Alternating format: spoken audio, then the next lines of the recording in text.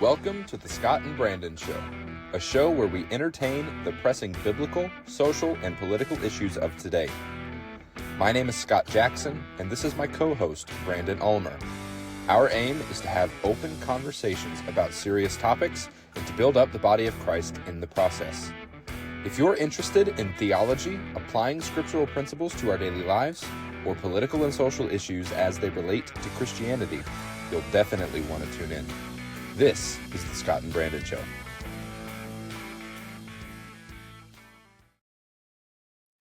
Well, good morning. This is the Scott and Brandon Show. We are here for episode 2 to learn about, as we previously were talking about in the previous episode, we learned about myself. This week we are learning about, and Scott's going to reveal to us all the mysteries of Scott Jackson. So we thank you for listeners for tuning in. We're excited to hear about Scott's walk to Christ and his journey with Christ up to this point and where he's going with it. So Scott, why don't you open up? Yeah. Like Brandon said, last week was all about him, and this week we're gonna be diving into my kind of spiritual walk. And these first 2 episodes are just to if people want to get to know us, if people have questions about us, about how we came to the faith, that kind of thing, that's what these are aimed to be used really as to establish the foundation, like they were actually Christians. We're not just, we are Christians. We're not identifying as Christians right now. You know, we're not part of that. We're not identifying it. Yeah, we don't identify as Christians. We're actually Christians. Yes, Jesus doesn't deal with identity politics.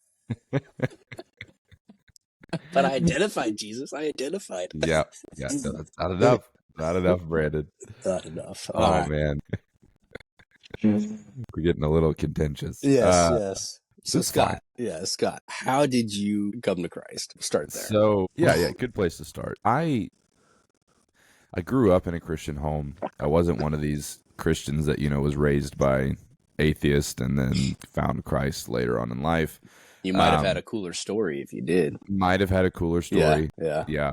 Definitely would have, actually. Yes. But so my whole journey to Christ started very early.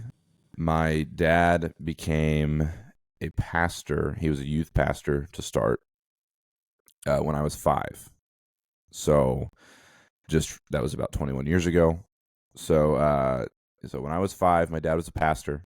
He started going to classes, and I grew up in the Nazarene denomination. So this is a relatively conservative denomination, well within Christian orthodoxy. I think, if I understand it correctly, that they are an offshoot of the Methodist Church. Obviously not associated with the United Methodists today, but way back when, hundreds some years ago, they had broke off from the Methodist Church at some point. If I'm wrong, someone please correct me.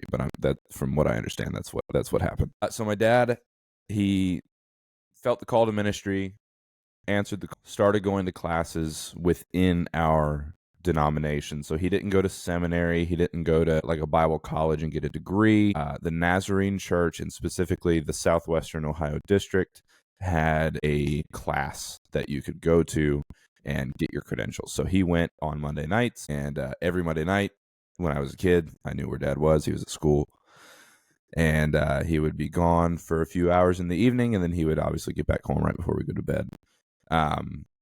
So he did that for several years. There were some seasons where he had to take time off when things were busier, when me and my brothers were younger. It took him about 10 years to get through it altogether. And but he was actively pastoring during this time, because Southwestern Ohio, as long as you were taking classes, taking steps to become an ordained minister in the Nazarene Church, you were allowed to also pastor as well. So he wasn't a senior pastor. He wasn't like the lead teaching pastor at any church. He was a youth pastor. So I was involved in church from the pastor's kid perspective ever since I was 5 years old. And then I got saved at age 8 in a summer children's camp with the Nazarene Church. So, I'm no longer part of the Nazarene Church. Do have fond memories while I was there. I don't have any ill will. Obviously don't agree with them on everything theologically anymore. But yeah, great people, very conservative Christian type environment. and yeah, it was my first introduction to Christ. It was my first introduction to a salvation experience, and so that's how it all started. So when I was 8, I got saved, or what I understood to be saved. I believed the the condensed gospel that Christ had, he was born of the Virgin Mary, died and rose again physically, and ascended into heaven. After that. So a couple years after that, I was about 10. My dad got a job as a youth pastor in South Dakota, and specifically Sioux Falls. So if you're looking at a picture of South Dakota, Sioux Falls, South Dakota is in the bottom right-hand corner. So it's right next to Iowa. And fun fact, it is the largest city in the state. If that's not true anymore, correct me, but I'm pretty sure it is. So we moved to Sioux Falls when I was 10 years old. This was back in about 2008-ish. So we get to Sioux Falls. My dad, again, part of the Nazarene Church, so he's a youth pastor up there. And then I participated in my dad's youth group, but our church was really, really small, and I lived in South Dakota, and I didn't have a lot to do. So the school that I was in at the time was a private school based out of a church. And I went to their youth group as well because it was on a different night. So the principal for the school was also the youth pastor for this church. And so I went there. I knew the youth pastor. I was obviously very familiar with him. This was a kind of a homeschooling environment, basically like a bunch of kids doing an online curriculum like you would do for homeschooling, but we're all together and we have our principal and another couple teachers for help on some things if we needed help. So that's what it looked like. Now you said this is about 8th grade? 7th grade. 7th grade. 7th Yeah, grade. What year is this? This is, I believe... You're about to reveal how young you are. I was in 7th grade in 2010. 2010. So, okay. 2010. Okay. Yeah. 2010, 7th grade. Still the Nazarite community, right? Yeah. Still part of the Nazarene Church. Okay. This school, however, was not Nazarene. I believe they described, I went back and looked at it because I was obviously too young to really care about theology at that time. They described themselves as an independent full gospel church. So they were not affiliated with a denomination. They were non-denominational, of course, but they were of the charismatic sort. From what I understand, and again, I'm not going to throw this church's name out there. I know they still exist. I obviously don't want to throw any inaccurate information if I'm wrong. But from what I understand, this church, very hyper-charismatic. I don't know if they delved into the prosperity gospel or not. They do claim that their pastor is operating under like an apostolic anointing. And, he gets, the man of power for the hour. He gets the word, he sends it to everybody else. Now, I never went to this church other than going to the youth group that was on Sunday night, and the youth group had maybe 15 to 20 teenagers in it. Mm-hmm. And all of those people were people that I went to school with. Mm-hmm. So I knew all of these people. And one cool thing about this school is, like, I was the only 7th grader in this school. So, like, it was all self-paced learning. It was a relatively small school. I think they had about 35 to 40 kids. But all of the kids, grades 1 through 12, were together. So, this was my first exposure to more of the charismatic side of things. Like I said, I'm in 7th grade. I'm not diving into theology or anything. Mm-hmm. But in youth group, I did notice some differences. And one of those differences is, they were tongue talkers. So, and I'm not throwing shade at anybody. I'm part of this community now. So, the youth pastor would speak in tongues. Some of the youth group members would speak in tongues. Specifically, they took me to this, and I only went once. So I don't know anything about it. I know that there has been some complaints about it, but we went to an Acquire the Fire conference, and it was in Minneapolis, Minnesota. Acquire the Fire, right? Acquire the Fire. Acquire the Fire. Yeah, ATF. This is, again, went back later because I didn't know any of this in 7th grade, but I was curious about it later on in life when I got theologically sound. Not that they're not, but it is run by, or was run, I don't believe it's around anymore, a ministry called Teen Mania Ministries that was put on by Ron Luce. And I believe Teen Mania Ministries closed their door in 2015. So I don't know So if they're around anymore. you went to an ATF I did. event that was probably shut down by the ATF, right? Is that why they closed their No. I doors? don't think so. I don't think so. Okay. They said they closed their doors because they completed their mission. I heard also that they happened to go bankrupt. So I don't know. I don't know Well, what's true. Again, I'm not throwing shade at anybody, not throwing anybody under the bus. I'm just giving the information that I'm aware of. If anybody has an experience with ATF that is negative, like I said, I only went one time. I which went with the church. experience? ATF, or are we talking about the government ATF? Which No, not the experience? government No, ATF. the government one. Okay. No, there's some people in Texas that might have a beef with them. So you've been exposed to the really the charismatic side. Yeah. You've been Yep. growing up now, and so you went to the ATF outreach program, and you've come back. What's it like going into your high school years? Yeah, so coming through all of that in South Dakota, that 7th grade year was the last year I lived up there. So the Acquire the Fire conference, really the only thing that I got from that was just, it was my first time kind of being out with other Christian teenagers. Again, I was in 7th grade. I just assumed you were Christian. Everybody believes the same thing, you know. I didn't have anything negative to say about my experience at the Acquire the Fire conference. It's very hype, very youth conference-esque, very, you know, we're going to go out and, you know, win the world for Christ, and big advocates for basically helping people with pornography. So that was a big stressor that they kind of hammered in at the conference, from what I remember. But I do remember having an experience at this conference of, you know what, maybe I should take my faith a little more seriously. And, you know, I'm in 7th grade, so I hadn't really thought a whole lot about it. I'm a pastor's kid. I'm around it all the time. So how I kind of rationalize that now in my adult years is just, I kind of got used to it. And my dad was a pastor, so that was good enough. Not that I didn't believe Jesus was Christ. Not that I didn't believe that, you know, he died and rose again. I believed all of those things. It was just, I wasn't walking the walk intentionally. Maybe I was accidentally, because I was somewhat sheltered, and I went to a private school pretty much my whole life, with the exception of 1 year. And so yeah, that was pretty much it. So after all of that, we end up moving back to Ohio.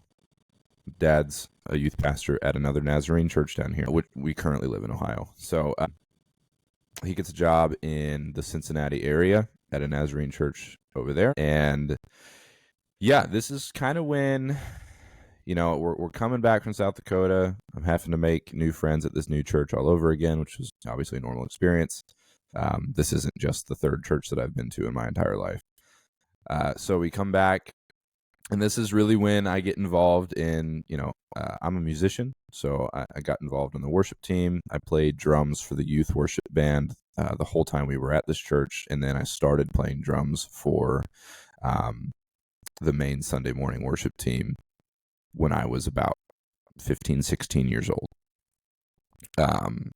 We moved back when I was 13, and we went to this Nazarene church in the Cincinnati area from the time that I was 13 till about 16 is when we left this church. Leaving this church really was just, it was kind of a combination of, you know, Dad felt a call somewhere else, and we weren't really into church hopping. It was just, you know, the average tenure of a youth pastor at a church is about 18 months. I don't know if that is still an accurate statistic, but that was, you know, we were typically at a church from, you know, anywhere from 18 to 36 months. And so we go to another church, and now this church that we go to, we're out of the Nazarene denomination now. So my whole life has been in the Nazarene church. That's what I believe. Now, they are a cessationist denomination. They believe in the Holy Spirit. My experience, obviously, they believe in the Holy Spirit. He's as part of the triune God. My experience with them is they kind of treated him like the weird uncle at a family reunion. What denomination is this? Like a Baptist or non-denominational, just cessationist? So the church that we left the Nazarene Church for was actually a Church of God church, Mm, specifically the Cleveland, Tennessee variety. okay. So very traditional Pentecostal church. Yeah. I just want to clarify for our viewers that if you're not familiar with what a cessationist is one in the theological Christian circles here that believes that the gifts of the Spirit are no longer in use today. Now, there's different Right. variations. Some are pretty very strict cessationists that, hey, only certain gifts of the Holy Spirit are in use, but these other bigger ones, such as tongue talkers, Yep. as Those tongue Scott talkers put aren't it, allowed. yeah, his tongue talkers are done. They're just done, you know. And then you've got some that are maybe a little bit more, relaxed sensationists, as I would call it, right? There's like, hey, there's some room, there's some wiggle room here for the Holy Yeah, Spirit yeah. to work. So it really depends on where you fall. Me and Scott will talk more about this on another episode here, but I just want to clarify what a sensationist Yeah. is exactly. Yeah, absolutely. So just to kind of frame the transition, I had this initial exposure to what was really more of a hyper charismatic space in seventh grade, right? So I didn't attend this church full time. I literally just went to their youth group because their principal was also the youth pastor. So growing up in the Nazarene church, cessationist denomination, they treated the whole, the Holy Spirit was there, but he was the still small voice, right? That's all he was. He was our conscience, basically. And I always described it like nothing against these people, but if someone raised their hands in worship, it was a good service. It took a lot for something like that to happen. So love. I have no beef with people in the Nazarene Church. I just don't happen to believe that way. Obviously, I have great love for everybody in that denomination. So yeah, we're transitioning from the Nazarene Church to your Church of God, Cleveland, Tennessee church. So the Church of God church, I believe, I'm not super familiar with the history of the Church of God. I know all of the traditional Pentecostal denominations somewhat were branched out of Azusa, the Azusa Street Revival back in the early 90s. So we're jumping into this church. I'm 17 years old. And this is kind of when I start to get really interested in theology. So we go to this church. My dad's a youth pastor. And it's a really small church. Literally, the youth group is me and my younger brother to start, and the senior pastor's kid. So we go there. My dad actually does really well. He grows the youth group. The youth group goes from 3 people on our first Sunday to, I think at the time we left this church, it had expanded to about 25 teenagers. And I think Wow. we were there for maybe 2.5 years. So when it was just initially you guys, was it like a weird family get together every Sunday, or? It was a weird family get together with the Yeah, pastor's kid. that's awkward. It was, yeah, but it was Until what it it got was. bigger, obviously. It Yes. obviously got Yeah, bigger, but yeah, yeah. what was funny was the youth group was growing, but the church wasn't. So like the Mm, teenagers would come, and they would come to youth group, and we would do these events. And again, at this point I'd been involved in worship ministry to some sort of capacity for a few years at this point. So we were doing like youth worship nights. I would yeah. get friends from other churches to come help participate in that and help play the music and do all of that. Now obviously I hadn't been playing for very long, so it probably wasn't very good. Thank goodness there's no evidence of this actually happening. But yeah, it was good. We would bring in kids from the community and we would we would grow it that way. But yeah, so this was my first exposure to the charismatic church, which I'm still a part of today. I currently attend an Assemblies of God church. So again, traditional Pentecostal denomination. But it's really funny. While we're there, I decide to dive into theology, philosophy. I'm 17. I feel like I know a lot, and I want to know a lot more. And I want to just be able to articulate things. So I get very interested in theology. Well, I'm going to a Christian school at this time. I went to Dayton Christian High School at this time. And I had some friends there. And, they were also interested in theology and philosophy, but they were a little bit more loose with their beliefs than I really probably should have been. And the mistake I made initially was not diving into, okay, what is the Christian faith? What's the orthodox beliefs? What are the essential beliefs for salvation? That kind of thing. That's not where I started. So my friend, I remember he's like, oh, hey, you want to learn about theology and philosophy, you should listen to this really cool podcast that I listen to called the Liturgists Podcast. Now, I don't know if anybody's familiar with this podcast. This is a podcast that is run by Michael Gungor. Michael Gungor is, he's a very prominent Christian musician. I'm not sure if he's released anything new recently, but he was obviously the front man for the group called Gungor. Michael Gungor, at the time, was essentially a deconstructed Christian. So he was very, very prominent years and years ago in the Christian music space. Had a song that was just very, very popular called "Beautiful Things," and it's a good song. Yeah, I remember that. Yeah, Years it's a ago. good song. Yeah. No issues with that song in particular, but I'm 17 years old. I start listening to Michael Gungor's podcast, and then was it like very shallow theology? Not necessarily shallow theology. It was, is all of this necessary? Is all of it real? Like Michael Gungor talked about how he used to read the Bible every day, but now he doesn't anymore because he doesn't feel like it's necessary. And again, I'm not speaking for Michael Gungor or anything. I don't know him personally, so and I've heard as of recently that he's since started to go back to church regularly. So he sounds like he's on his way back, hopefully. Yeah, but it's very liberal theology. I stopped listening to it when I was about 18 years old. I only listened to it for about a year. I know they kind of got into the whole LGBTQ space and stuff later on. I wasn't listening to it at that time, but it was very liberal theology, very lots of mysticism, lots of experiential things apart from God. Almost I would say almost branching into like new age philosophy. So there is this movement, and has been for a little while, where people are trying to combine the new age with Christianity. There's some people specifically that do this. I won't throw any names out there, of course. But yeah, so I got into that, and I got very like, I know a lot, and I'm very enlightened at this point. But what it did to me as a result was I kind of, like I said, got away from the traditional Christian faith. Never had a point where I rejected Christ, never had a point where I didn't believe in his death, burial, and resurrection. But I did get to a point where I was ultimately what was effectively a deist. So I believed God was real. I believed God set everything into motion. I believed Jesus was real. I believed in the Trinity.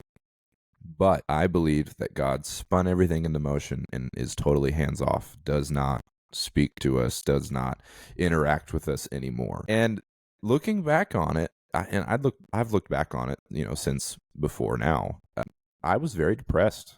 I was depressed. I began to be very argumentative about theological topics with my dad, specifically anything from as small as tithing to all the way up to talking about like, well, is God even like, does he even do anything anymore? Does he even like talk to us, speak to us? Like, how do you know you were actually called by God?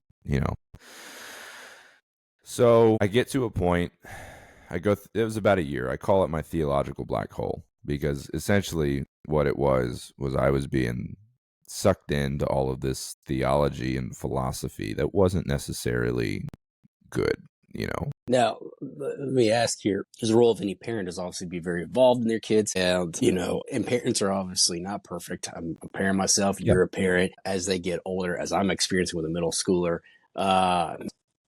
just throws you a curveball as a parent. So were your parents aware of what you were listening to, or were they like, oh yeah, but they didn't really know what it was?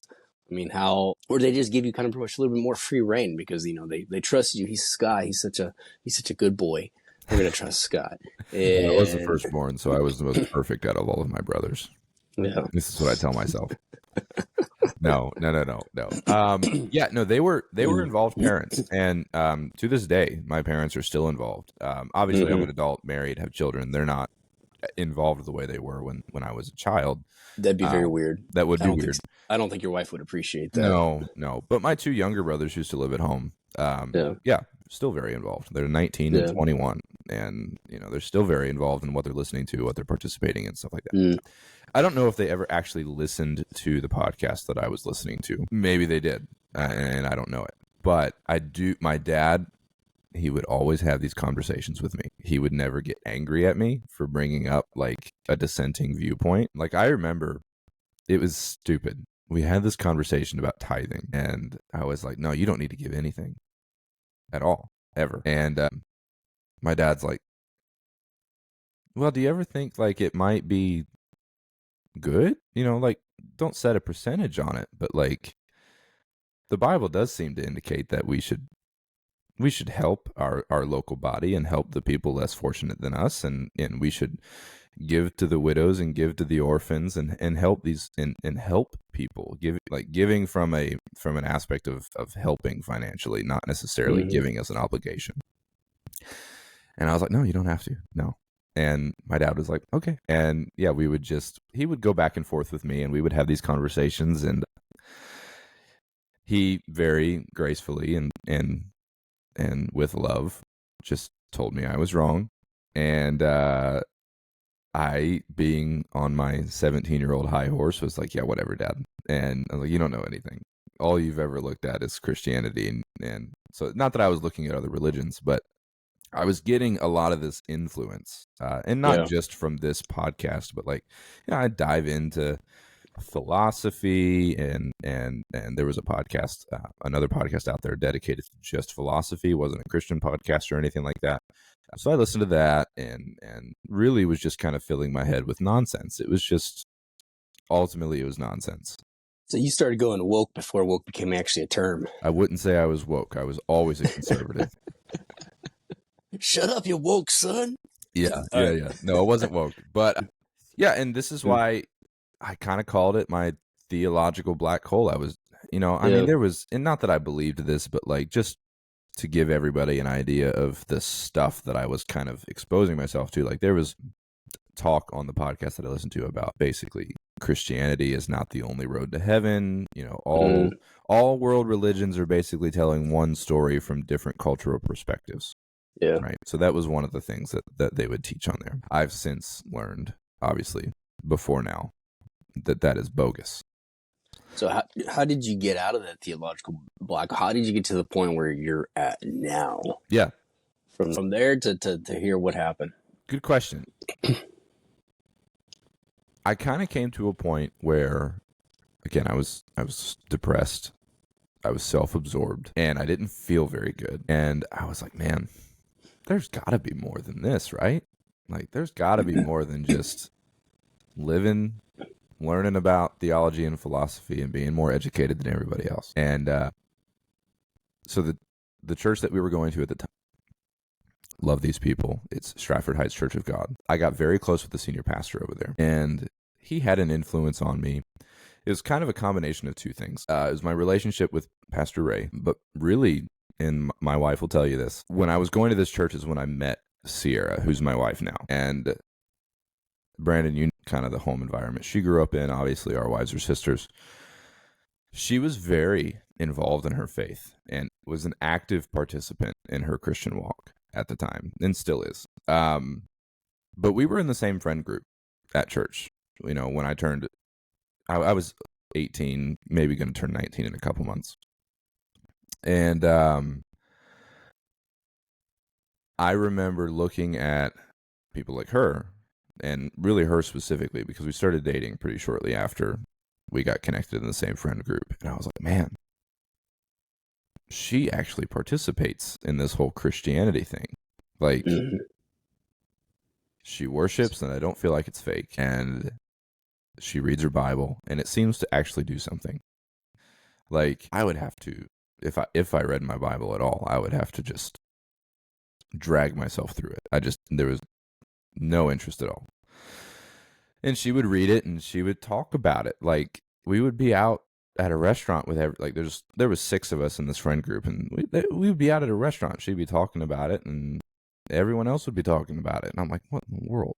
Like, we actually talk about Jesus? And yeah, it made me ask the question, am I wrong? And it really kind of hit me. I was like, am I wrong about this, about God? Am I wrong about how all of this stuff works? Am I wrong about God's desire to have a personal relationship with us? My answer obviously was yes, I am. So my interest for theology never went away, but I reoriented it towards Christian, towards essential beliefs for the Christian faith. And when I was 18, I remember consciously making a decision. All right, I'm not going after theology, philosophy, generally speaking. I'm going to find Jesus, and we're going to go at it from that angle. So I would read the Bible, and with the sole purpose of finding Jesus. What does Jesus look like? What did he sound like? What did he have to say? And obviously came to the realization that Jesus' very incarnation and death and resurrection is an incredible involvement in humanity. And that was something that I was just convinced didn't happen. God created everything, and that was it. And he's still there, and maybe we go there when we die. But I totally missed Jesus and Jesus' incarnation and death and resurrection. And I tell my wife this all the time. She was a major part when we were dating, whatever the kids call it now. That made me reorient myself. Yeah. And it wasn't to impress the girl. And I do want to make that distinction. I did obviously have feelings for her. I married her. But it wasn't like, I want to do this just so I can get this girl. It was like, man, I've been a Christian my whole life, but I've never been involved like that. I've never participated like that. So that is where this whole coming out of the other side of the black hole started. It is amazing how much God uses the wife to stir the man. I mean, I can name a few things where I've learned so much from my wife. Absolutely. That I didn't like about myself, and I still don't like about myself. There's things I do this day that I'm not happy with myself in. I'm like, man, I need to be better in this area. So it's always interesting to see how God uses marriage, specifically the other half, to bring you to your knees. Absolutely. So, yeah, there's that what's a modern day proverb, you're listening for the voice of God, but sometimes it sounds like your wife. That's true. That's true. It is true. Make fun of it all you want, but it's true. And I was thankful. And I told Sierra this when we got married. I was like, you don't know this, because I never told her. And she didn't know my spiritual standing when we met. I told her when we got married, I said, you don't realize the amount of impact that your spiritual walk had on me personally. And I've been very thankful for that. And I've been thankful that God placed her in my life and used her to ultimately bring me back to the faith. I would say I was a Christian in name at the time. Didn't really practice it very well. Yeah. Coming through the black hole, obviously my interest in theology was still there. Just kind of shifted the perspective, shifted the goal, shifted the destination of where I wanted to get. I wasn't out just searching after knowledge or my own version of wisdom, right? Yeah. I was out to fear the Lord. And the beginning of Proverbs, the first few chapters, was impactful in that for me. It was the fear of the Lord is the beginning of knowledge and wisdom. And I was like, okay, I'm obviously searching in the wrong places. So I'm going to start out by developing a relationship with Christ while also reading his word and asking him to help me understand it. And so that all started when I was 18. Sierra and I got engaged when I was 19 years old. We got married when I was 20, and that was in 2018. And then, March of 2020, we have our first kid. It's our son Wilder. And then August of 2021, we had our second kid, is our daughter Frankie. And we're expecting our third one in September of this year. So I've come from an absolute theological abyss to where I'm at currently, which is cool. And it's definitely a testament to God's faithfulness to me. Even though I grew up Christian and I grew up around all of this stuff, I got very distracted by stuff that was just meaningless, absolutely meaningless.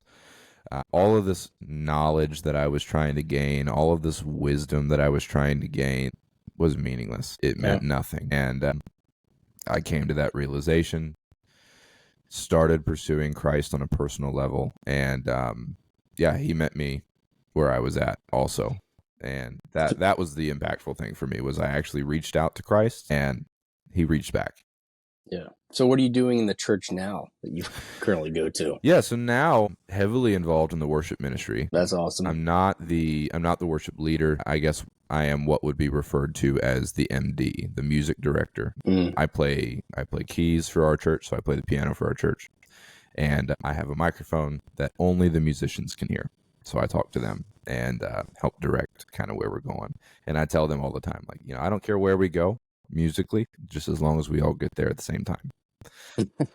And and it's fun. And my wife and I are actually just now, we're going to be, I haven't even told you this yet. We're going to be starting to take over the young adult ministry at the church.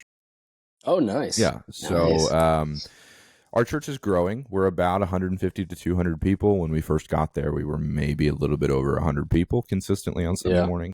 But the young adult ministry is something that we've wanted to grow and get involved in. And we were heavily involved in the young adult ministry at our last church. And, we just met with the pastor and his wife last Wednesday. And we were talking with them about it. And, my wife also grew up a pastor's kid. Me, obviously I grew up as a pastor's kid, but since coming back to, a traditional belief in Christianity, obviously got heavily involved in church, like I was when I was a kid. I remember as a kid, I would run lyrics and sound and everything for my dad in youth and children. He eventually shifted to children's ministry, so he was a children's pastor for a long time.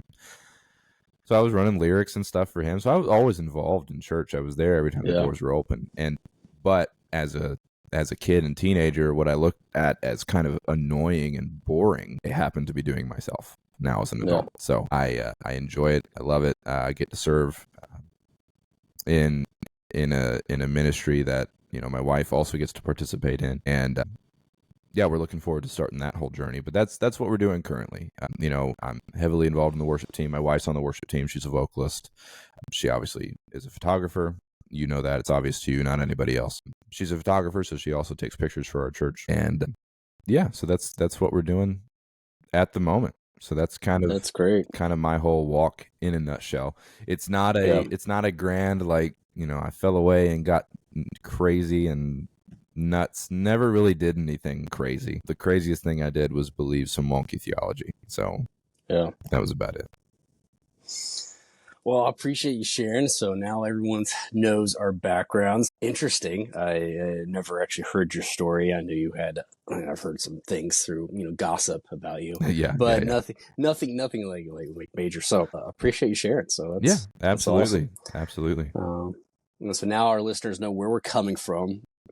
They somewhat understand where we stand as far as theology goes. They haven't gotten the full grasp of that yet. And so I'm really excited about our next episode here. We're going to be opening in. So, and just to kind of give everybody a nutshell view, I guess, as to our theology and kind of the context that we're going to be coming at some things. Brandon and I are both obviously adhere to all the Orthodox Christian faith, not like your Eastern Orthodox, but like just normal Christian faith. Brandon, I'm not sure if you're familiar with like the Nicene Creed or anything like that. Of course I am. I would affirm that. I understand you would affirm that. I know your theology a little bit. So like we would both affirm the Nicene Creed. Obviously, belief in the Trinity, belief in Christ as deity, physical death, burial, resurrection. He will be coming back again. So yeah, that. He'll be coming back post tribulation, though. I'm Oh, going to okay. throw Now that you're out getting there. into it. I might as well. I might as well just throw that out there. Pre-tribulation rapture. Yeah, I don't buy it. Oh man. Yeah. So. Oh yeah. And with, we're recording this on Monday, July 22nd. It's by the time you all hear it, it will be Friday of this week. It'll be the 20th. But we were originally going to release it a week after that. But we are currently walking through some unprecedented political craziness. Right. Mm-hmm. So we had an attempted assassination on a former president who's also the nominee for the Republican Party. And we have the sitting Democratic president dropping out of the 2024 race. So let the chaos ensue. We're probably going to have some stuff to talk about that and how it relates to Christians and maybe how we should respond to all of the craziness going on and things like that. So that is most likely what we will be talking about next week. That will be released on August 2nd. And we'll, hopefully you guys will tune in and we'll have that discussion together. And yeah, Brandon, anything to say before we hop off? No, yeah, I think I just today? like to just say this, that I'm amazed by the grace of God and what Christ does. You're never too far gone. Yeah. You take my story, you take your story, and it takes just being humble and letting Christ do the thing. I had a humble awakening yesterday from the service I was in. I was like, man, I get this right with the Lord. Eventually, I'll expound on those things later on.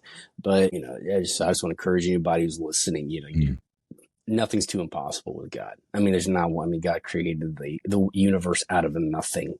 So obviously, your sin, as much as theologically that is a major big issue, it's not hard for Him to trump. And that's no pun intended. Yeah. Yeah. And one thing, man, one verse that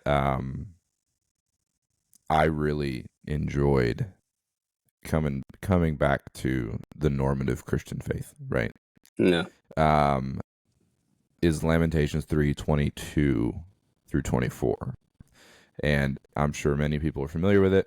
It is, the steadfast love of the Lord never ceases. His mercies never come to an end. They are new every morning. Great is your faithfulness. The Lord is my portion, says my soul. Therefore I will hope in him. And that was an impactful verse for me, because obviously coming back, I felt dirty, right? Like I said, I didn't do anything crazy. I didn't get drunk. You weren't going to strip clubs like I was. No, I didn't actually. No. I had my own personal struggles and things that I went through, but one thing, and I still think, I actually wrote this in my journal not too long ago, thanking God for his faithfulness and his grace and his mercy toward me is almost a daily thing. It's not that I live in a state of like perpetual grief or like just always feeling bad about where I came from. It's a genuine gratitude for God seeing me where I was in all of my piety and everything that I was trying to achieve on my own. He saw me, and just like my own dad, very graciously let me go through it and was there when I was ready to come out of it. And always, looking back on it, he revealed himself to me in ways that I just wasn't aware of at the time, wasn't able to see. And I guess some encouragement I would offer to anybody listening who might be going through, there's conflicting beliefs floating out there right now. There's lots of things to get confused on and wrapped up in. And, even after I came back to the Christian faith, I got in over my head in politics, and it was almost an obsession, and I had to even reel that back. And it's not that I was pursuing some crazy theology and I was running away from the Christian faith. I had politics as an idol at that point, and I was always wanting to know what happened, always wanting to be educated on what was going on everywhere. And that was obviously something that I had to scale back on. So I fell in the same trap too. Yeah, I remember being so depressed after when Romney and Obama were running. Yep, I remember at that. the time, Fred. Yep. I remember that, and I remember getting depressed when Romney lost. I know. Well, and it's so easy. And now with Donald Trump is running for the third time, And I remember in 2020 seeing people around me, basically like Christian people, they would look at me and say, "It's over. The country's lost." Yeah. And I Yeah. was like, wow, like, is that really what it is? Like, God is sovereign over all except who's in the White House. Yeah. And I just didn't believe Oh, that. I know. I've seen it too in this, I guess what's called Christian nationalism, Yeah. which is really what it is it's sickening. It can suck you in, and that becomes, as you pointed out, your idol. Yeah. Like politics, who's the president, who's all that stuff. It can become Yeah. your idol. And not to say those things are not important, because obviously they are for American Yeah, citizens, absolutely. right? We should be paying attention. But at the end of the day, who is actually on the throne? Mm-hmm. It's God. And obviously, I know we're getting into some, divisive topic right here, because the nature of what it all good. entails. But yeah, I'll leave it there. I'll wait till we're ready to Yeah, no actually worries. start We'll talking dive about into this all stuff. of that, and we'll all have Yeah. opinions on Donald Trump and President Biden, and maybe how Christians should, at least it's our opinion. Yeah. We try to Yeah. we try to hold to biblical principles and biblical text and stuff like that. So I'm sure we'll have scriptures to talk about and things like that. Yeah, one final encouragement before we go. Just, if you find yourself in a theological black hole or in a political black hole, and you find, my problem was I didn't believe God was active in any capacity. So essentially, everything that happened was a result of natural processes, and we were just subject to whatever was going to happen. And that was a very, very disheartening perspective to have from a theological standpoint. But if you apply that to politics, what that would translate to is whoever the president is, the health and well-being of our country and our lived experience here is 100% subject to the political process that has been instituted by man. And that's very discouraging. And it can make you depressed, and it can make you very much feel like if your candidate doesn't win, the world is going to end. And that's not true. God is sovereign. God is on the throne. Everything that happens goes through him, and he is faithful to his people, and he will be coming again. And that thought, post-tribulation, right? Yeah. Yeah. That thought in and of itself, that God is actively involved in the affairs of our life, was enough to bring me out, and hopefully it will be enough to bring anybody else who might be going through the same thing that I did out as well, and back into a very personal relationship with Christ. So that is me, and you got a glimpse into our political standings. If you haven't guessed it, we're both voting for Donald Trump. Oh man, my wife. Okay, real quick thing, and then I'll hit the end button. Me and my wife were sitting in bed last night, and she's over there scrolling on Facebook, and I don't have social media on my phone. I just haven't for years. Neither do I. So I'm on my phone. I mean, I've got YouTube, but that's about it. Yeah, I'm on my phone. And keep in mind, I don't have social media to scroll through. So she looks over at me, and then she does a double take. And she goes, "What are you looking at?" And I was on Amazon looking at MAGA hats. And she's like, "Are you going to buy one?" And I was like, "Nah, I don't think so. Why not look at them? Trumpomania is running wild on the United States right now." Oh, yeah. You might as well join the bandwagon. Might as well.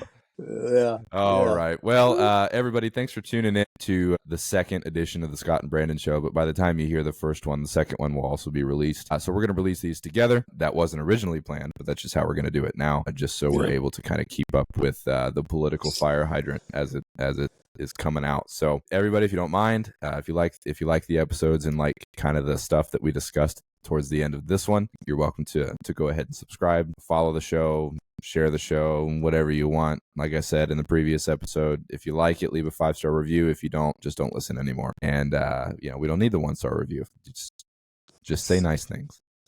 So that this has been this week's episode of the Scott and Brandon Show, and then next week it'll be released on August 2nd. We'll be diving into some political stuff, how Christians should maybe respond to some of that. So, Brandon, any parting words?